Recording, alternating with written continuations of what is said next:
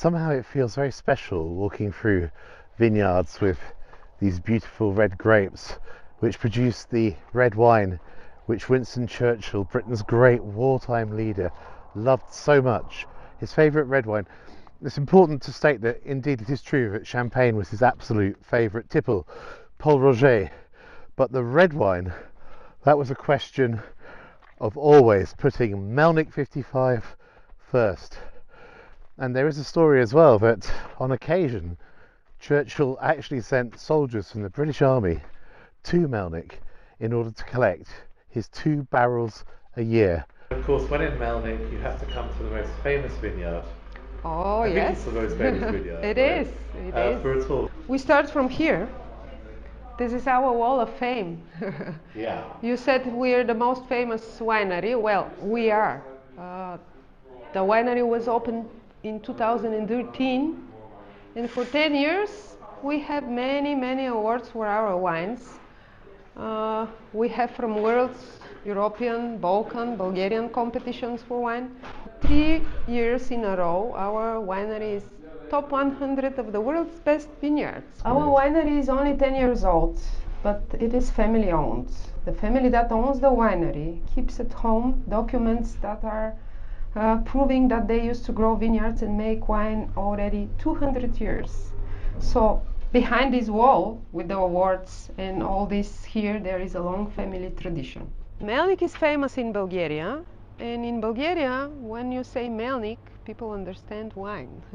Melnik is the smallest town in Bulgaria. It has only 180 citizens right now, but in the past it was a big city. It was full of rich people who used to produce and trade with wine. You see, this is Struma Valley. Struma is a river. It goes across the valley from north to south to Greece to Mediterranean Sea.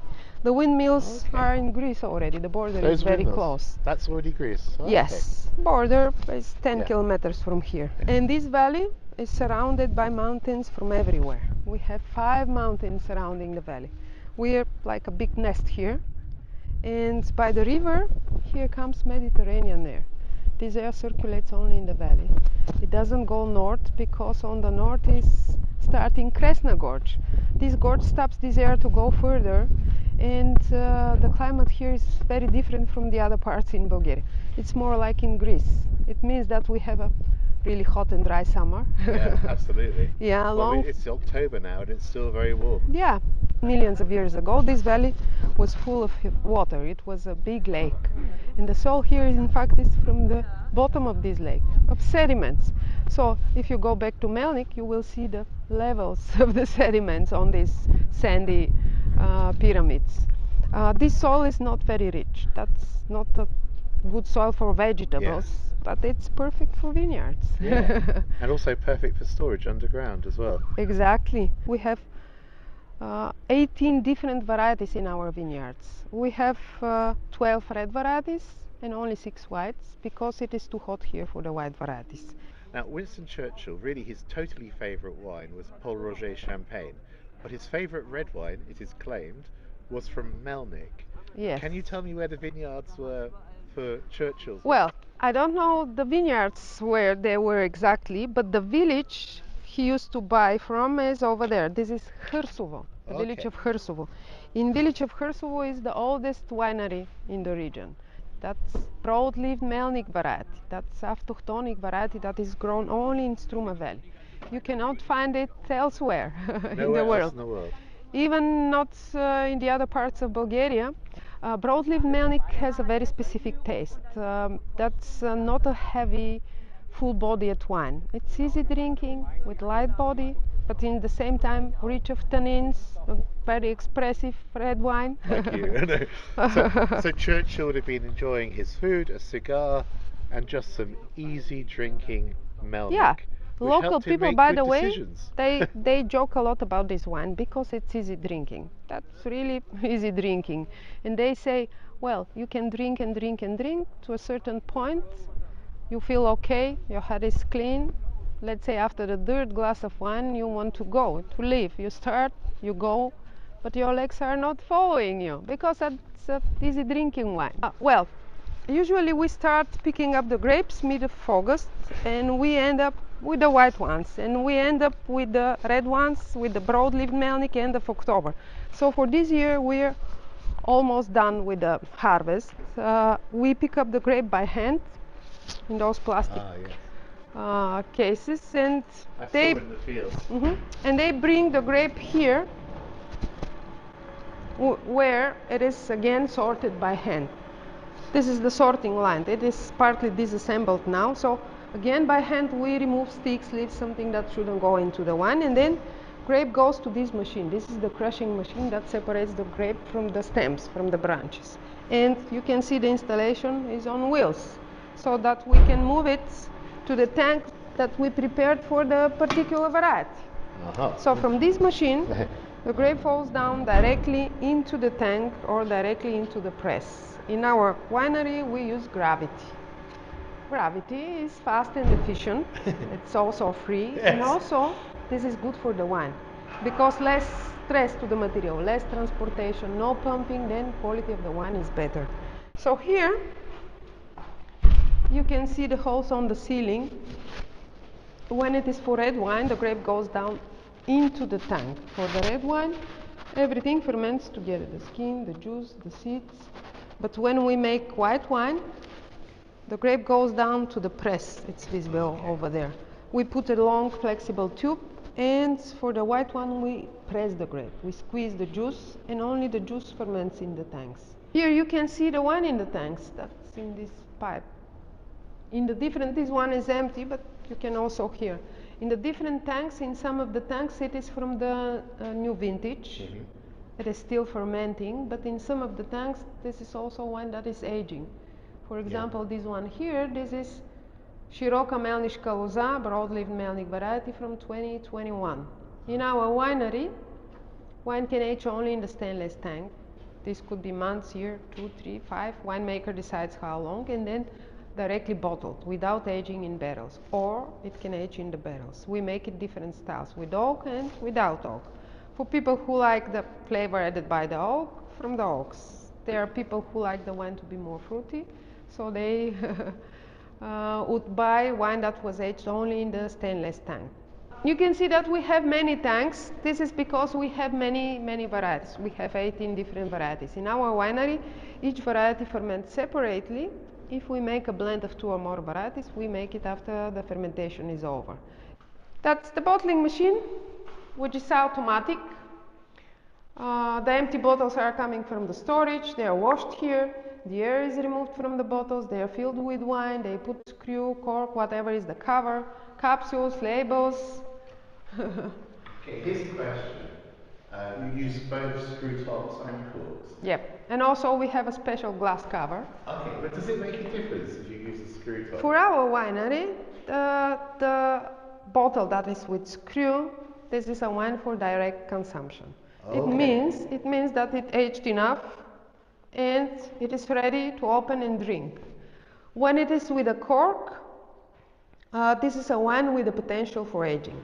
Cork allows a little bit of air in and out, and this way it gives chance to the wine to age. When it is with the screw, it stops the contact with the air. So this wine, the idea is to keep it the quality it was bottled. So this is the cellar where the wine ages in oak barrels. Comes only the wine that deserves. The winemaker, well, he's tasting the wine.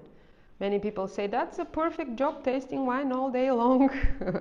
But he's also analyzing the content. We have a laboratory, and based on the tasting and the analysis, he makes decisions. What decisions? For example, if he's blending 2 or more varieties, which varieties to blend, how long to age, whether only in the stainless tank, whether to move it to the barrels, which type of barrel to choose. We have different type of barrels. We have American oak.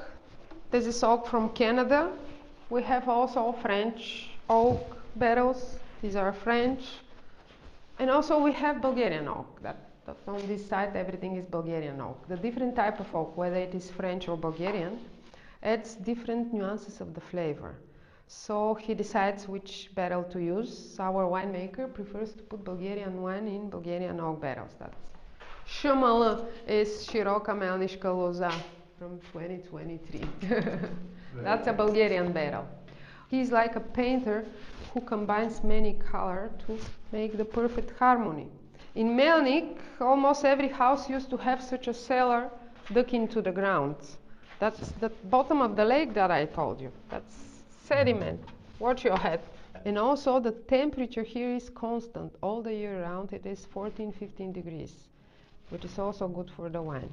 This tresor here, this is a tresor for clients, like a hotel for bottles.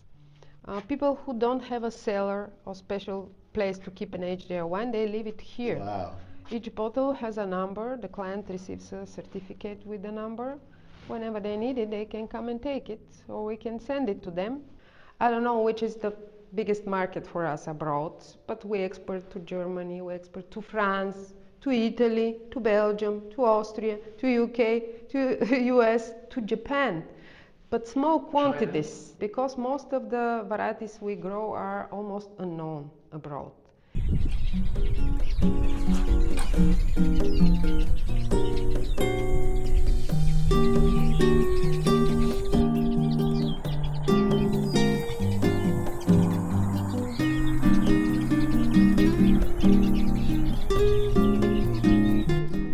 So this is called a Plaus Viognier. You can definitely taste all of the additional flavour imparted from the oak in the barrels, and it would be very good with sushi or fish. Cheers. Cheers. Cheers. Cheers. Prost. I'm really enjoying having the grapes. I don't think I've ever drank some wine and actually eaten the same grapes at the same time before. This is new for me.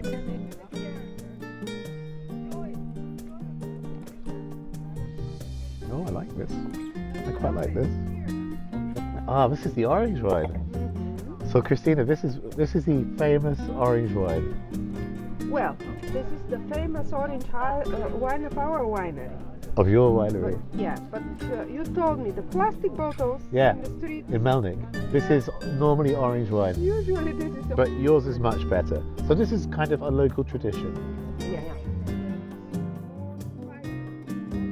Yeah. So now we have the rosé. Apparently it's gentle and friendly, just like me. Getting a little tipsy by now. Ooh, this is cheeky. This is a cheeky wine. And although it's October, 6 o'clock in the evening, it's still pretty warm. In the communist time, there was only one winery in the region. Huge one. Even in some of the Melnik 55. for village, but smaller, like this one. That's all of it. And this is the Merlot, the famous Merlot. Lovely colour. It's lovely on the sun. That's perfect. Yeah, There was one more. the sun, beautiful colour. You have some water in your glass. Ich habe ihn noch nicht probiert. Do you want sweet wine? It's a strong wine, I know not and it's also quite heavy. It's very fruity, strong blackcurrant. I would have this, I think, with a strong stew. Very agreeable. Not sure how many more wines there are to go. This is a sweet wine. Nee, da waren zwei Weine drin beim ersten. Oh yes. Oh yes, with dessert. Yes. Oh yes, with dessert. It's not a sweet white wine, it's sweet red wine. Ja, hast du I can imagine having this with Christmas pudding actually. It'd be great. Anyhow, I think that's all the wine for tonight. This evening in Melnik, good fortune has really smiled upon me. A lovely group of Germans, Austrians and Swiss who are touring the whole of Europe in their camper vans and actually staying here overnight at the vineyard have allowed me to take part in their amazing wine tasting. Extraordinary. Yeah. Nikki, you have been incredibly kind to me. You let me join your party. We tried lots of wines together. I saw that you've got camper vans galore here in Villa Melnik. Can you just tell me a little bit about what's going on? Well, we are a company and we're doing trips all over the world. This trip is about Southeast Europe. So we start in Vienna, we go to Hungary, we go to Romania, Wow. Bulgaria, and the trip ends in Igoumenitsa. And how many vehicles? It's about 19 vehicles at the moment. Yeah, it's a big group with 36 persons. That's incredible. All of them in very good condition. Oh, they're lovely younger, people. We've older had so ones, much fun. very, very good people. Yeah. And So very the tolerant. question I really want to ask you Yeah. is, what do you think of your visit to Melnik, and particularly to Villa Melnik? Well, we have a good connection to Melnik for a long time because we are working together since a couple of years, and for me it's one of the highlights to be here, to see if the weather is nice like this. I can see the mountains, and to sit It's here amazing. having Sitting- some good glass of wine. Sitting with wine with these Yeah, views yeah, is very just nice, incredible. Very nice. So, I would strongly recommend Melnik on any trip to Bulgaria, and I hope you've enjoyed the show. If you have, I'd be incredibly grateful if you could just give it a thumbs up, perhaps subscribe. I'll always be grateful and appreciate it. Thank you so much. Благодаря, as they say here in Bulgaria. And wherever you're going, whatever you're doing, make sure that you keep traveling in the know. Thank you. Благодаря. Goodbye. Ciao, as they also say in Bulgaria.